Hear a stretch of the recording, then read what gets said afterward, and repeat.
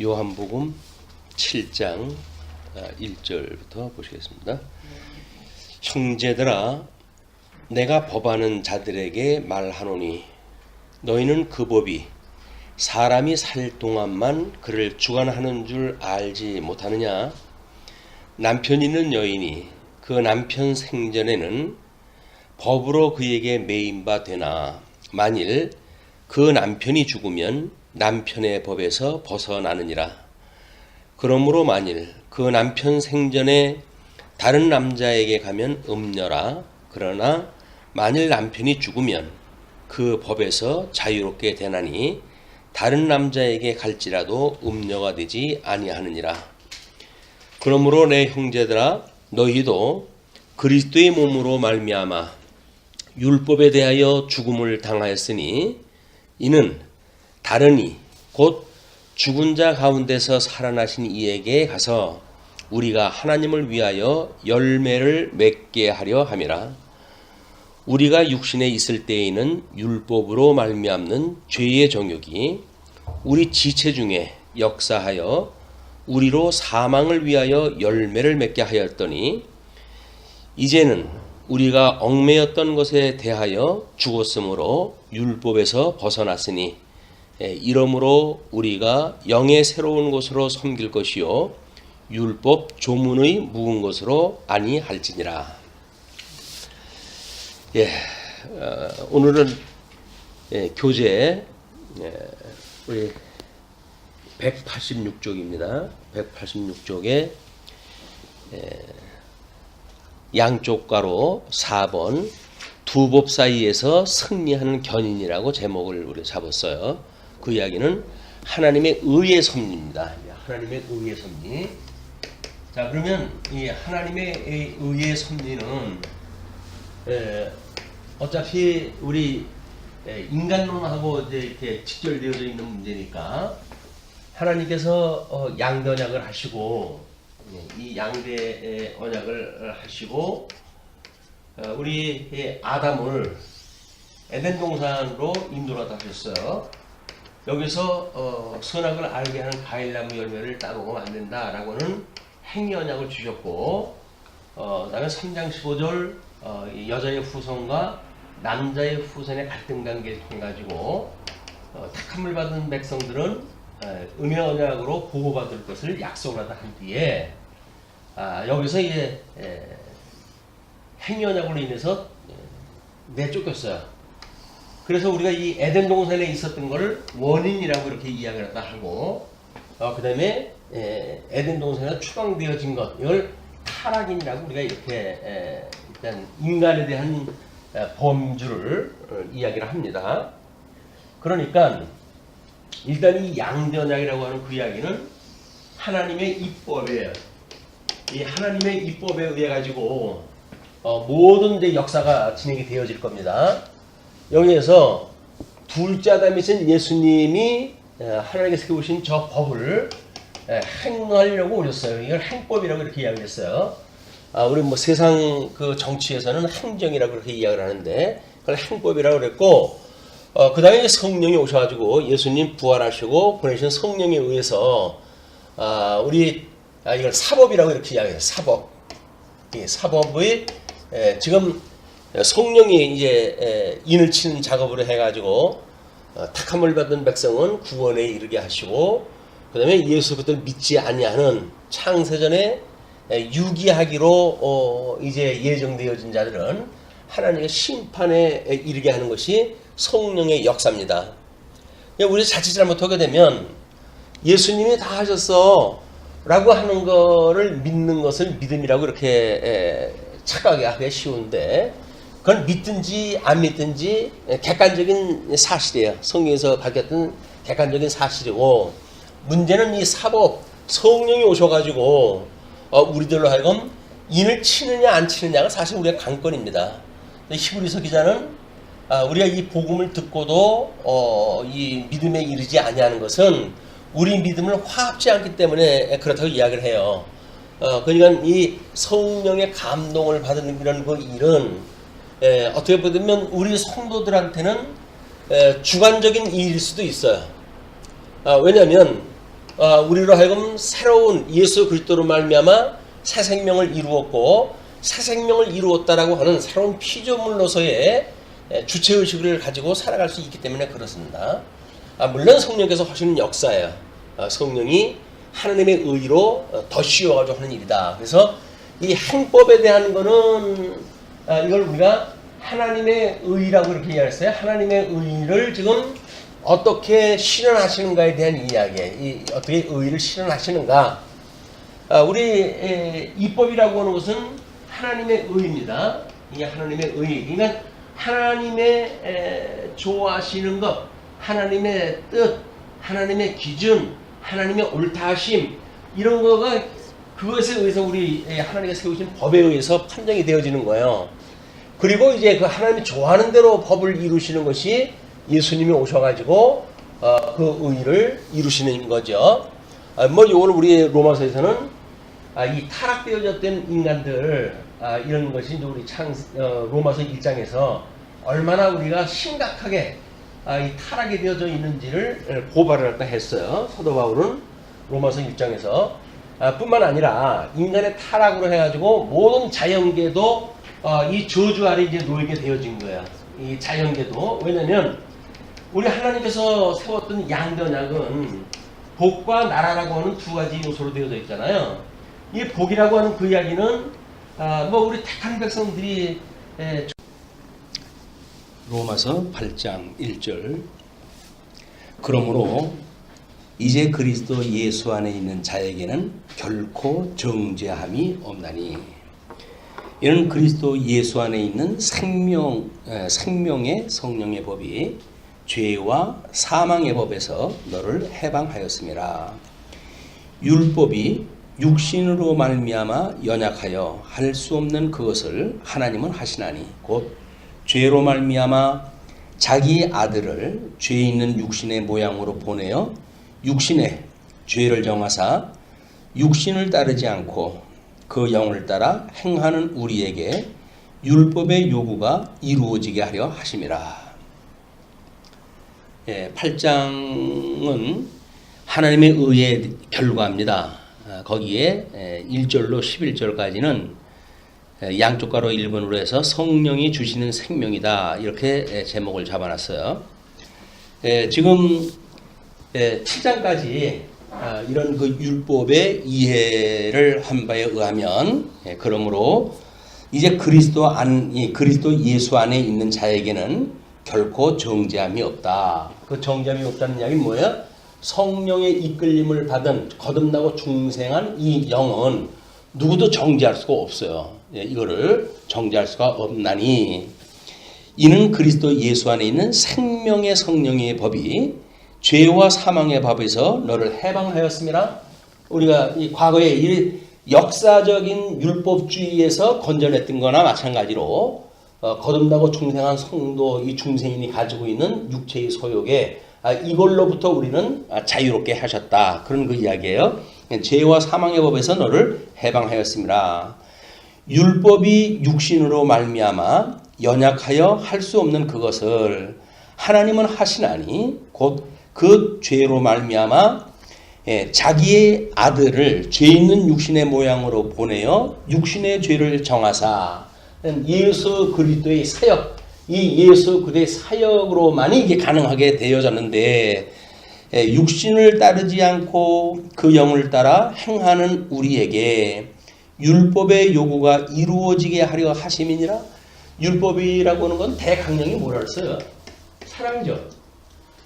이 사랑은 성령의 법으로 이끌림을 받았을 적에만 사랑을 우리가 할 수가 있어요.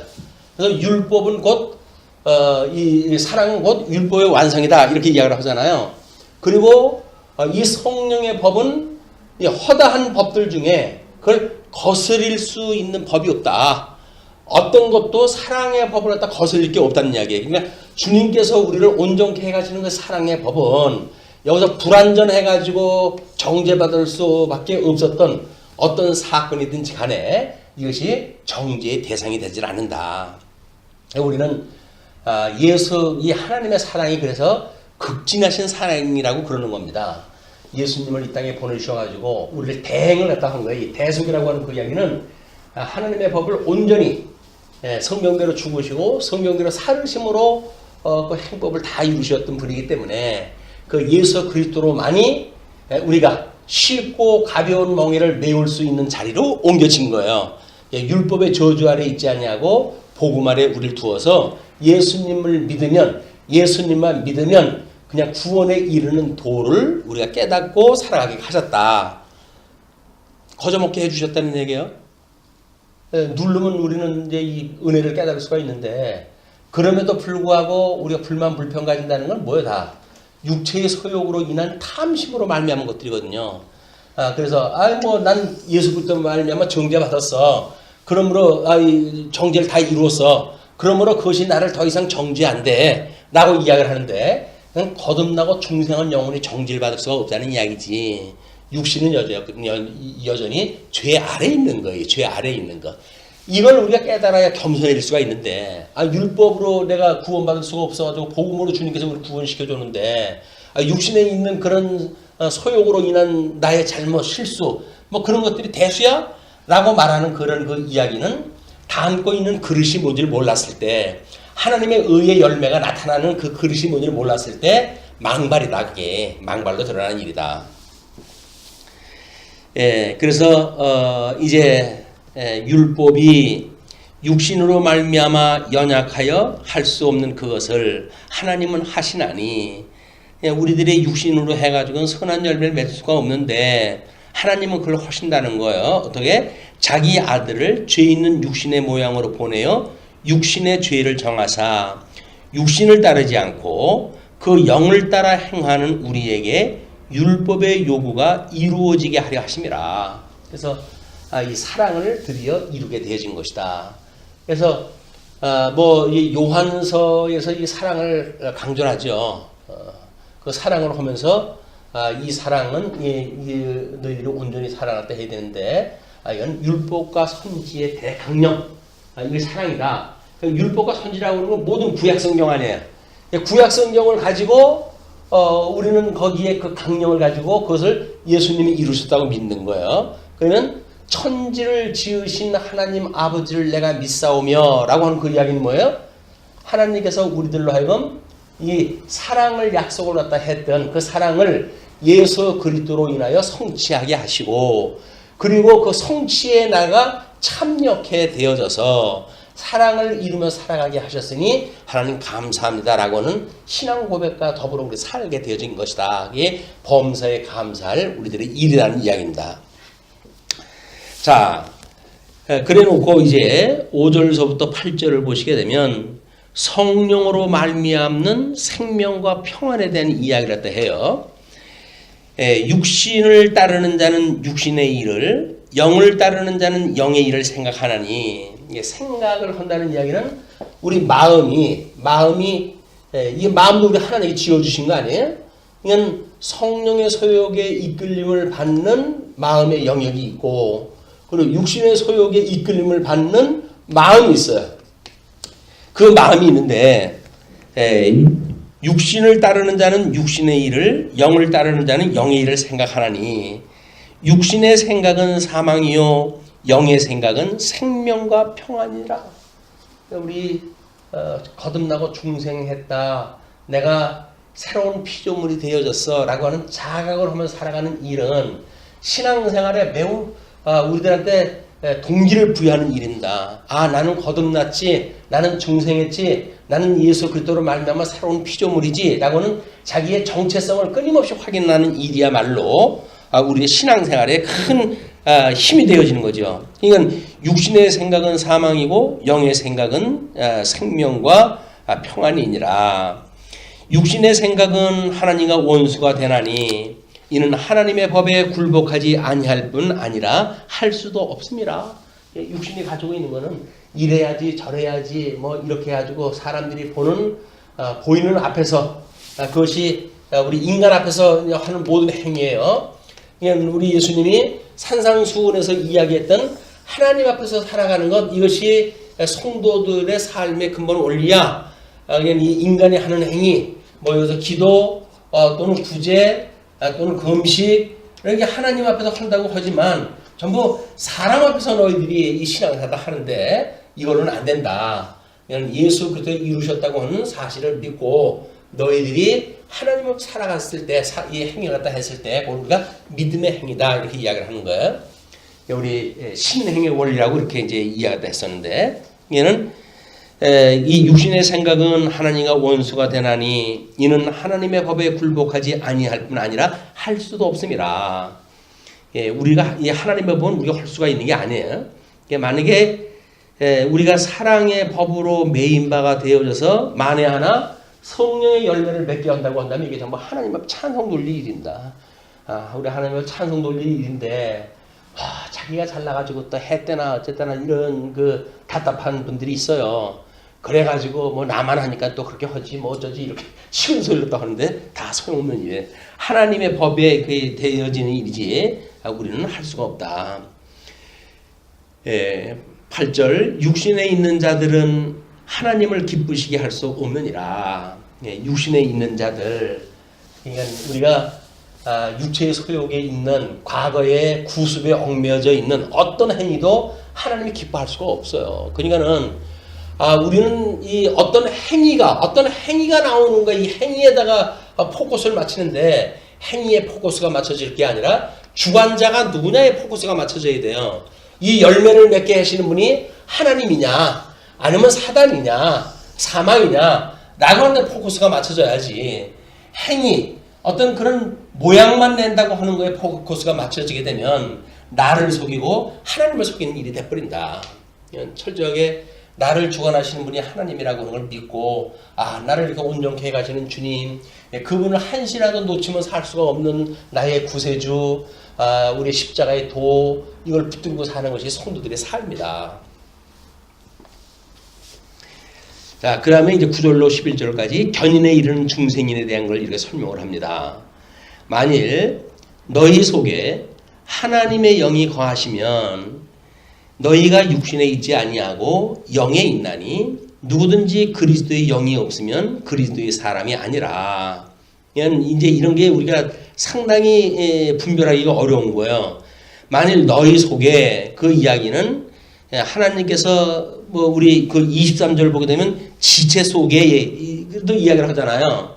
그러니까 우리 속에라고 하는 것이 내 속에 두 법이 있다고 하는 걸 잊어버리게 되면 우리는 자꾸 착각을 한다는 거죠. 그런데 우리들한테 영이 거하시면 그 이야기는 거듭나고 중생한 성령의 소욕에 이끌림을 받으면 그 이야기는 너희가 육신에 있지 아니하고 영에 있나니 누구든지 그리스도의 영이 없으면 성령의 소욕을 거부하고 그걸 우리 그리스도 육체의 소욕을 따라 살아가려고 한다면 그 사람은 그리스도의 사람이 아니라. 그 이야기를 우리가 뭐라 그래요? 이걸 종교행위라고 이름을 갖다 붙인 거예요. 종교 이름이다. 종교행위다. 종교인로서의 삶이다. 그 이야기예요. 그러니까 우리 믿음이라고 하는 그 이야기는 성령의 소욕에 이끌림을 받아가지고 우리 주권자 되시는 예수 그리스도를 시인하고 하나님 앞에 영광을 돌리면서 살아가는 일이지. 그걸 자기 자랑을 삼고 한다는 이야기는 전혀 그렇지가 않은 거예요. 그러니까 예수를 믿는다고 하면서도 끊임없이 율법적 행위에 의해서 매달려 있다는 이야기는 뭡니까? 이게 종교 행위에 머물러져 있는 거다. 그 이야기예요.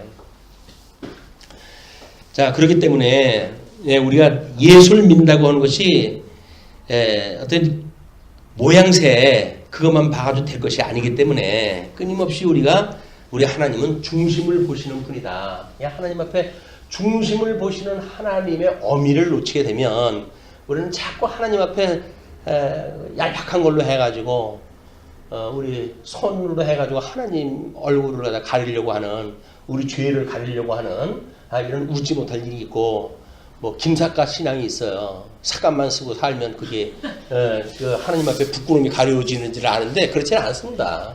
하나님 중심을 보시는 분인데 삿갓으로 가르칠 일이면 다 삿갓 쓰고 살지 그게 아닌 거예요.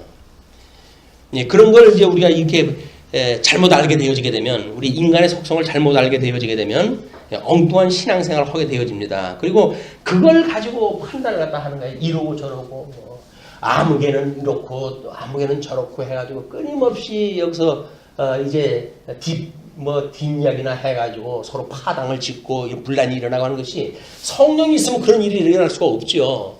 그런 일을 행하게 되면 아 내가 지금 마귀에게 속해져 있구나라고 생각이 들어야 되는데 여기서 그런 생각이 전혀 안 들어요. 나는 정당한데 뭐 내가 기준인데 왜 그런 생각이 들어요. 그러니까 있는 대로 까부는 거예요. 다른 사람들 그냥 전부 정죄를 갖다 하고. 예, 다른 사람이 이야기할 때 우리가 조심할 때 해야 될 이유가 뭐 조심할 때 해야 되는 문제가 아니죠. 그냥 하나님 앞에 지금 성령의 소욕에 이끌림을 받는지 우리는 사단의 이끌림을 받는지 이걸 분별해서 우리가 구원의 도를 갖다 우리가 가지고 그걸 가지고 인생의 본분을 삼고 그런다고 한다면 다른 거에 한눈 팔 까닭이 없죠. 근데 구원을 우습게 여기게 되면 가지고 뭐 나만 구원받냐 개나 소나 다 받는 구원 이렇게 생각하는 사람들은 구원에 별로 매력 없어요. 그냥 신앙생활을 해가면서 그냥 뭐 그럴듯하게 다른 사람 보이는데 폼이나 잡고 살아가면 됐지. 그런데 그것은 의의 결과로서 이게 성령이 주시는 생명에 대한 것이 아니다. 다음 12절로 27절 보시게 되면 고난 중 영광에 대한 소망에 대한 것을 이제 이야기를 합니다. 왜냐하면 뭐 견인의 이 어떤 그 일이 불가피한 일이죠. 12절로 17절까지 보시게 되면 하나님의 후사가 된 양자의 인내를 이야기해요. 그러므로 형제들아 우리가 빚진 자로 돼 육신에게 져서 육신대로 살 것이 아니니라. 너희가 육신대로 살면 반드시 죽을 것이로되 영으로서 몸의 행실을 죽이면 살리니 무릇 하나님의 영으로 인도함을 받는 사람은 곧 하나님의 아들이라. 성령의 소욕에 이끌림을 받는 것이 하나님의 사람입니다. 구원받은 성도들의 삶의 방에 거기 있는 거예요. 그래놓고는 육신대로 살면서 구원을 받았다고 이야기를 하니까 육신대로 살면 반드시 죽을 것이라고 이렇게 이야기를 하죠. 영으로서 몸의 행실을 죽이면 산다 이렇게 이야기를 했으니까 우리가 구습에 얽매이지 않냐고 끊임없이 이것이 정말 이거로부터 나를 구원해 주세요. 악에서 구원해 달라고 하는 그 이야기가 세상의 그런 그 어떤 상대적인 악으로부터 구원해 달라는 게 아닙니다. 이게 절대적인 악으로부터 구원을 해달라는 이야기지. 예, 끊임없이 우리가 주님 앞에 이런 기도를 갖다 해야 되는 거예요. 또 해야 되는 것도 아니에요. 만약에 이게 되어지게 되면 하나님 하게 하시죠. 그렇게 하게 되어지지 않는다고 한다면 하나님께서 지금 우리 방치 갖다 한 거야. 우리가 은혜의 손을 놓고 있는 거다. 끔찍한 생각이 들어야 되는데 뭐 조금 이따 다시 붙들어 주시겠지 뭐 이렇게 생각도 해가지고 적당히 살아가니까 너희는 다시 무서워하는 종의 영을 받지 아니하고 양자의 영을 받았으므로 우리가 아빠 아버지라고 부르짖느니라. 그래서 우리 아버지를 우리 하나님을 천지를 지으신 하나님 아버지를 내가 믿사오며 라고 하는 신앙 고백은 그런 아버지 그분을 아버지라고 우리가 부르게 되어진다. 여기서 말하는 아빠 아버지라고 하는 거는 원문상의 문제지 우리나라의 아빠라고 하는 그걸로 표현했다고 하는 거는 유치원 일이에요. 하나님을 아빠 뭐 이렇게 하는 거는 그 나이 들으신 양반이 당신 그 부모님한테도 아빠 엄마라고 하는 건 조금 촌스럽게 보이잖아요. 철없어 보이고. 근데 하나님한테 아빠 이런 거 아니에요. 아람어로 해가지고 그것이 아버지라고 하는 그런 개념으로 되어져 있는 것이다. 16절에 이제 성령이 친히 우리의 영과 더불어 우리가 하나님의 자녀인 것을 증언하시나니 성령이 우리 영 성령이 우리의 사법자가 되시기 때문에 이 성령에 의해 가지고 우리가 늘 인침을 받은 사람들 이런 그 사람들은 우리의 영과 더불어 우리가 하나님의 자녀인 것을 증언하시나니 자녀이면 우리 성령이 증언한다고 그랬으니까 자녀이면 또한 상속자 곧 하나님의 상속자요 그리스도와 함께 한 상속자니 우리가 그와 함께 영광을 받기 위하여 고난도 함께 받아야 할 것이니라. 이 상속자가 돼서 하나님의 의에 참여한 바가 되어졌으니까 의에 참여가 되어졌다고 한다면 예수 그리스도께서 말씀하셨던 나의 남은 고난을 채우라고 하신 분이니까 나의 남은 고난이 무엇인가 이걸 예수 그리스도 고난에 참여하는 거란 말이에요. 뭐 고난에 참여할 생각을 안 하고 쥐약이 할 거 다 해놓고 그래놓고 그리스도로 인해 가지고 내가 뭐 이러기도 했어요, 저러기도 했어요라고 하는데 하나님께서 그렇게 되면 그 신앙 고백 그대로 받아들이지 않습니다. 엉뚱한 소리 하면서 하나님 앞에 뭐 어쩌고 저쩌고 이야기하는 거는 나를 속이는 일이에요, 결국은. 자, 그런 뒤에 우리 18절서부터 25절까지는 장차 나타날 영광에 대한 소망에 대해서 이야기를 합니다. 생각하건대 현재의 고난은 장차 우리에게 나타날 영광과 비교할 수 없도다. 우리 고난은 예수 믿으면 고난 받을 수밖에 없어요.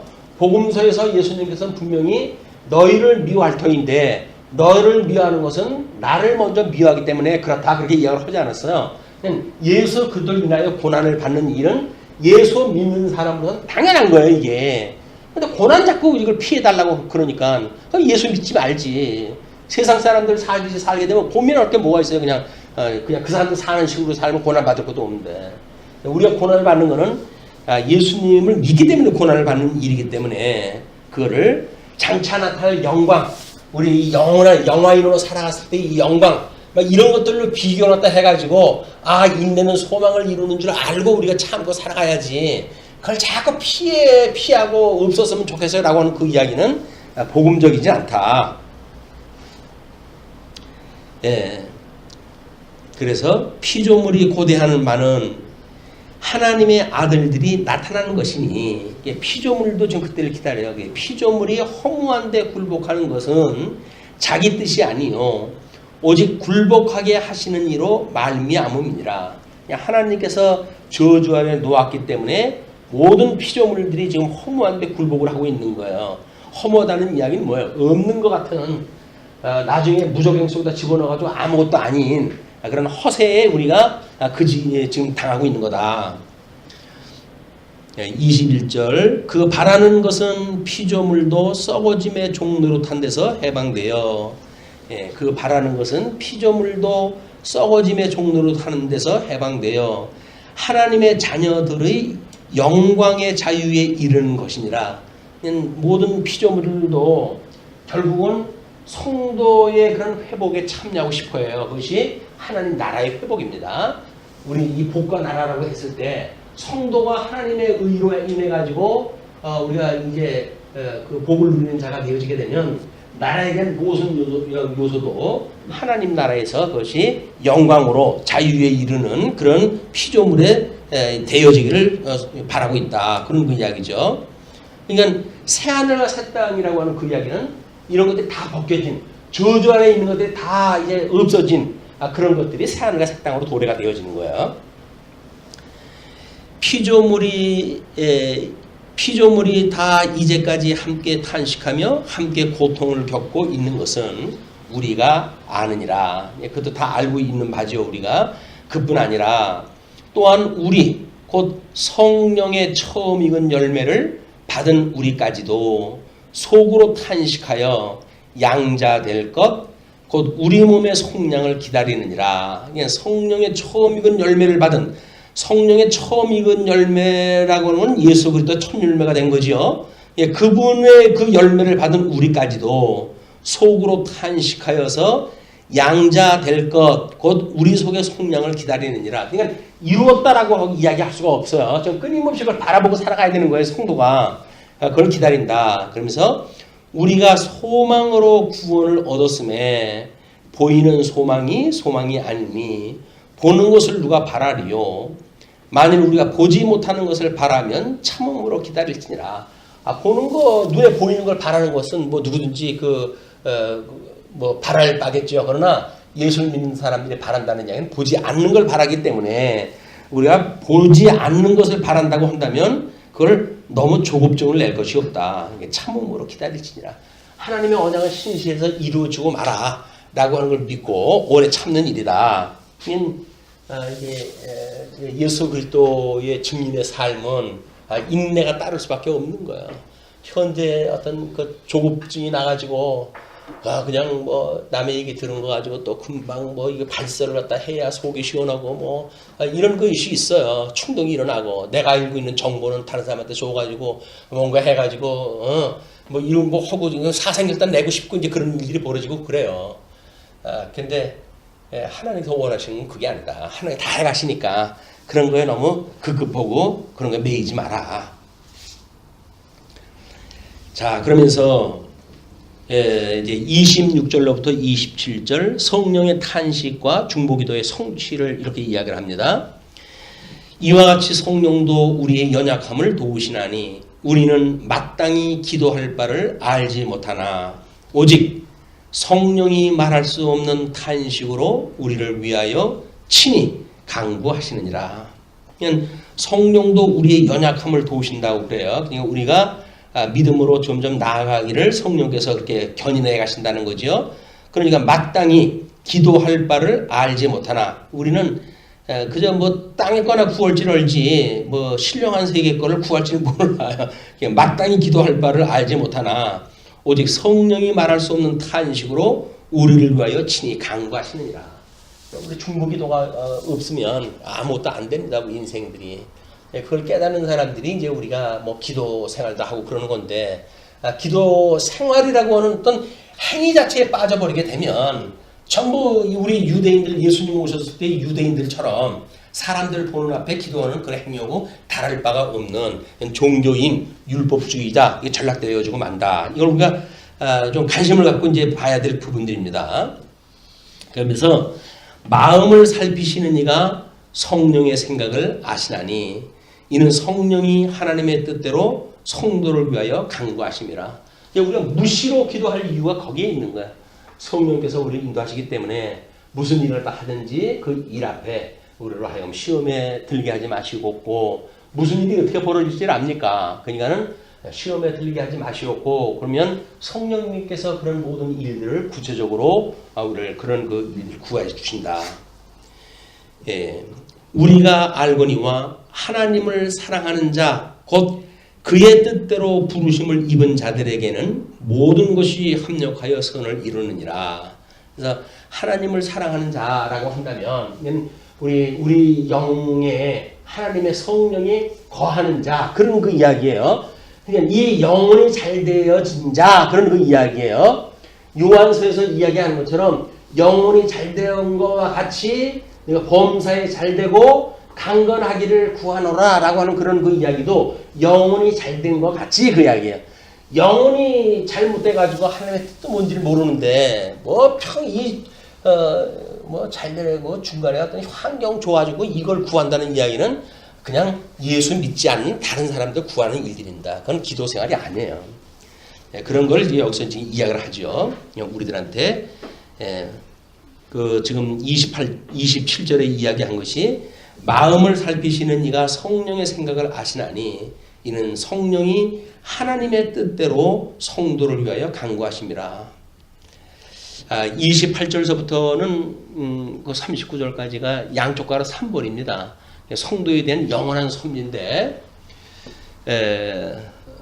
28절 설명했고 29절을 보시게 되면 하나님이 미리 아신 자들을 또한 그 아들의 형상을 본받게 하기 위하여, 얘는 미리 아신 자, 예정된 자들이에요. 미리 그 예정되어진 자들, 이거를 이제 미리 아신 자라고 그랬으니까 그걸 예지로 보는 사람들, 미리 알았다라고 해서 예지. 그다음에 그런 사람들을 예정했다고 그러지 않았어요.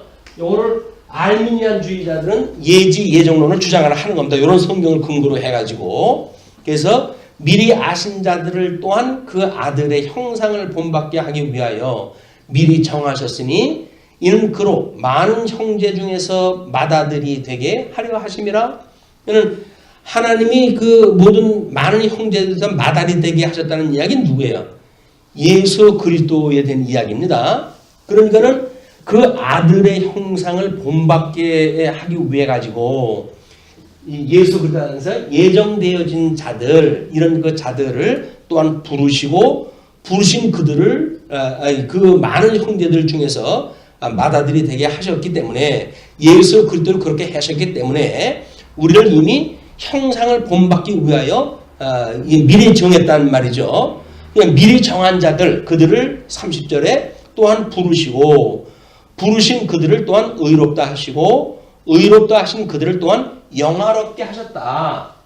그러니까 우리가 이 예정되어진 자들은 예수 그리스도 우리 하나님의 형상대로 오셔가지고 오셨던 예수 그리스도 우리의 부활의 첫 열매가 되신 그분을 따라가지고 예정케 하시기 위해서 우리를 정하시고 부르시고 또 의롭다 하시고 의롭다 하신 우리들을 또한 영화롭게 하셨다. 그런 그 이야기죠. 자, 그런 뒤에 31절부터 39절까지 끊을 수 없는 하나님의 사랑을 이야기를 해요. 예전까지 올라갔으니까 이 죄인으로부터 이 타락으로 되어진 데로부터 좀 중생으로 되어진 걸 이야기를 하고 견인으로부터 영화로운 모습을 이야기했다가 저 예전까지 이제 올라가가지고 영원한 세계에 대한 걸 논하는 거예요. 그런즉 이 일에 대하여 우리가 무슨 말 하리요? 만일 하나님이 우리를 위하시면 누가 우리를 대적하리요? 하나님께서 우리를 위하신다고 한다면 우리를 대적할 자가 없다. 자기 아들을 아끼지 아니하시고 우리 모든 사람을 위하여 내주신 이가 어찌 그 아들과 함께 모든 것을 우리에게 주시지 아니하겠느냐? 예수 그리스도께서 이루시는 모든 것들은 곧 우리들의 것이에요. 예수님이 이루시는 그거는 우리 성령이 오셔가지고 이루시는 지상교회를 포함한 모든 것들이 포함되겠죠. 이게 하나님께서 우리에게 주시는 것이다. 누가 능히 하나님께서 택하신 자들을 고발하리요? 의롭다 하시는 하나님이시니 입법자가 계시기 때문에 사단도 우리를 고소할 수가 없다. 이거는 지금 우리 성령이 우리 안에 함께 있다고 하는 대전제의 이야기가 진행되어지는 겁니다. 성령이 있는 것도 잊어버리고 하나님 구원도 잊어버리고 그리고 육체의 소욕을 가지고 살아가면서 나는 정죄할 것이 없어 이런 그런 그 이야기가 아니에요. 성령이 나와 함께 있을 때의 이야기입니다. 누가 능히 하나님께서 택하신 자들을 고발하리요? 의롭다 하신 이는 하나님이시니 누가 정죄하리요? 죽으실 뿐 아니라 다시 살아나신 이는 그리스도 예수시니 그는 하나님 우편에 계신 자요 우리를 위하여 간구하시는 자니라. 그래서 우리는 우리 예수님도 하나님 보좌 우편에서 우리를 위해서 중보기도하다 하시고 성령님도 여전히 우리를 위하여 중보기도 하시는 이런 그 주님을 믿고 끊임없이 그분의 선한 뜻을 분별하는 이런 것들이 이제 이 예수 그리스도의 그 부활의 첫 열매되는 예수 그리스도를 믿는 성도들의 삶의 모습이다. 이게 하나님의 의의 완성이니까 하나님의 의를 그렇게 이루셨기 때문에 그 의의 결과는 마땅히 그렇게 나온다 그 이야기예요. 예수 그리스도가 하나님의 의로 오셨고 그 의로 오신 그 예수님은 이미 창세전에 그리스도 안에서 우리가 선택되어진 바로 예정되어졌기 때문에 이거는 불과 분리 뛸 수가 없어요. 그러니까 만약에 그게 믿어지는 성도라고 한다면 이미 우리는 창세전서부터 그리스도 안에 있었다. 그러므로 예수님 안에 있는 우리들은 누구도 우리를 정죄할 수가 없고 또 우리 예수 그리스도의 그 사랑에서 우리를 끊어낼 자가 없다. 그런 그 이야기예요. 그래서 뿐만 아니라 지금 우리를 위해 가지고 성령께서는 끊임없이 우리를 위해 기도하고 계시다. 누가 우리를 그리스도의 사랑에서 끊으리요? 환난이나 공고나 박해나 기근이나 적신이나 위험이나 칼이랴. 이것이 요한계시록의 7교회가 받고 있는 고난들이다. 기록된 바 우리가 종일 주를 위하여 죽임을 당하게 되며 도살당할 양같이 여김을 받았나이다. 시편 44편 22절 말씀이나 사도행전 20장 24절 말씀을 통해 가지고 지금 우리가 그런 고난을 받는다는 이야기 아닙니까? 그러나 이 모든 일에 우리를 사랑하시는 이로 말미암아 우리가 넉넉히 이기느니라. 그것이 7교회에게 주시는 약속이에요. 이기는 자에게는 해가 주었던 약속이다. 내가 확신하노니 사망이나 생명이나 천사들이나 권세자들이나 현재 일이나 장래 일이나 능력이나 높음이나 기품이나 다른 어떤 피조물이라도 우리를 우리 주 그리스도 예수 안에 있는 하나님의 사랑에서 끊을 수 없느니라. 이것이 소위 말하는 예정론이에요. 이제 그 예정론이라고 하는 것이 이미 예정되어졌기 때문에 이 땅에서 아무 이렇게 살아도 돼 그런 것이 아니라 이렇게 살게 되어지는 우리들은 하나님께 예정을 하셨고 그렇기 때문에 그런 은혜를 따라서 우리가 하나님의 축도로 충성되어지는 종으로 살아가게 되어진다. 주님께서 우리를 끝까지 붙들어 주신다라고는 논리로 설명되어지는 거지. 무슨 예정되어졌기 때문에 뭐 예정되어진 사람은 하나님이 망하게 할 수 있어? 라고 하는 그 이야기는 말 자체가 안 되는 거예요. 예정됐다고 써져 있나요, 자기가? 예정된 걸 확인하는 방법은 예수 그리스도 안에서 우리 진행되는 삶을 통해서밖에 확인이 안 돼요. 근데 그걸 무슨 신앙생활도 안 하면서 예정되어졌기 때문에 멸망받지 않는다고. 멸망받는 건 또 싫어가지고. 멸망받을 사람은 멸망받아요. 아무리 예정론을 믿고 있어도. 예정론이라고 하는 그거는 이런 과정을 통해 설명되어 있는 방식이지 어떤 그 관념적인 그런 이론 체계가 아니다.